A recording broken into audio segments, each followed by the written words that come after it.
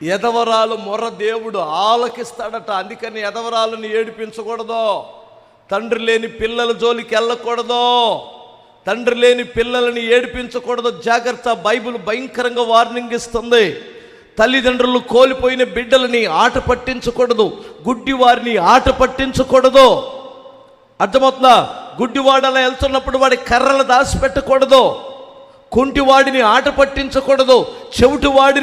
చెవిటివాడు 2 చెవులు లేనటువంటి వాడికి వినపడదు కదా అని పిచ్చి వాగకూడదు. శాపం. అది భక్తులకు మాత్రమే తెలిసింది, భక్తిహీనులకు తెలియదు. మీరేమన్నా ఆట పట్టిస్తున్నారా? హల్లెలూయా చెప్పగలరా? మూగోళ్ళని ఆట పట్టిస్తున్నారా? ఆట పట్టించొద్దు. చెవిటి వారికి వినపడదని పిచ్చి వాగుడు ఏమన్నా వాగుతున్నారా? చెవిటి వాడికి వినపడకపోవచ్చు, కానీ ఈయనే దేవుడు ఉన్నాడు కదా.